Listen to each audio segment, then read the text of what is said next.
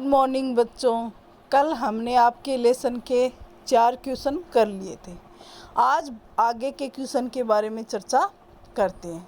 5वां आपका क्वेश्चन वो है कि बसंत ऋतु में आने वाले त्योहारों के विषय में जानकारी एकत्रित कीजिए और किसी एक त्योहार पर निबंध लिखिए।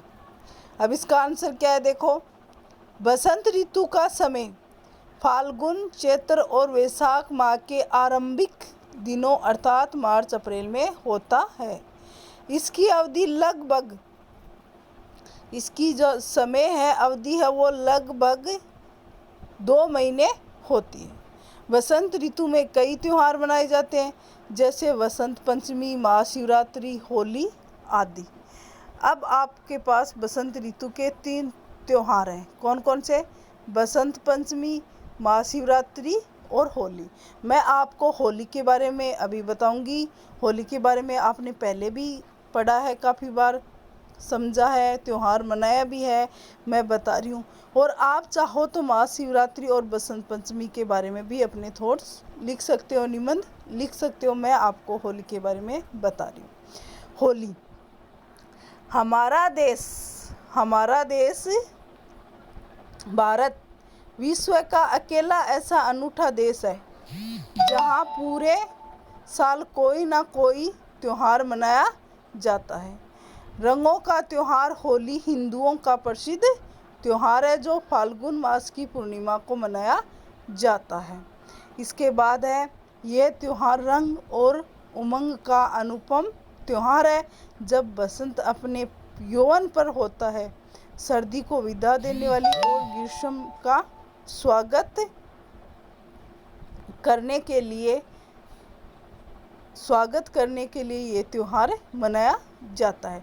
संस्कृत साहित्य में इस त्यौहार को मदनोत्सव के नाम से भी पुकारा जाता है कि ये होली का त्यौहार है। ये सर्दी तो जब जा रही होती है और गर्मी आ रही होती है, उसके बीच का मौसम होता है। ना सर्दी ज़्यादा होती है और ना गर्मी ज़्यादा होती है।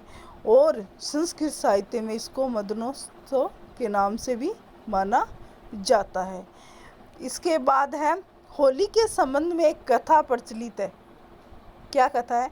भगवान विष्णु के परम भक्त प्रहलाद को अग्नि में जलाने के प्रयास में उसकी बुआ होलिका अग्नि में जलकर स्वाहा हो गई थी।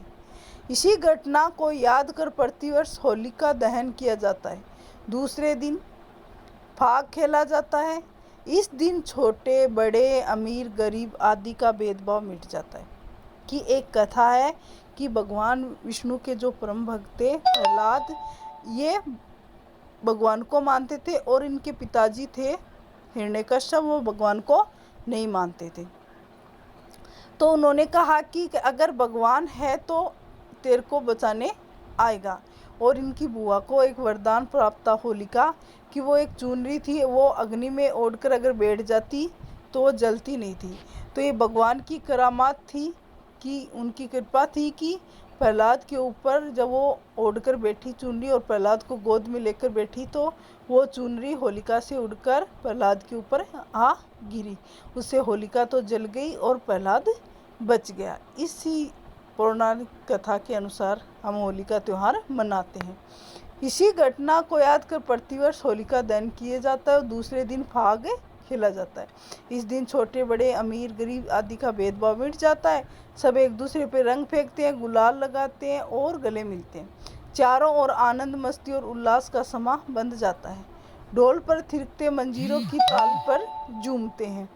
लोग नाचते गाते आपसी भेदभाव भुलाकर अपने शत्रु को भी गले लगाते हैं। परंतु कुछ लोग अशोभनीय व्यवहार कर इस त्यौहार की पवित्रता को नष्ट कर देते, जो कि उचित नहीं है। हमारा कर्तव्य है कि हम होली का त्यौहार उनके आदर्शों के अनुरूप मनाएं। आपसी वैमनस्य, वैरभाव, घृणा आदि को जलाकर एक दूसरे पर गुलाल लगाकर आपस में प्रेम, एकता और सद्भाव बढ़ाने का प्रयास करें। होली के अवसर पर आओ, एक दूसरे पर गुलाल लगाएं और अपने सब भेदभाव भुलाकर प्रेम और सद्भाव बढ़ाएं।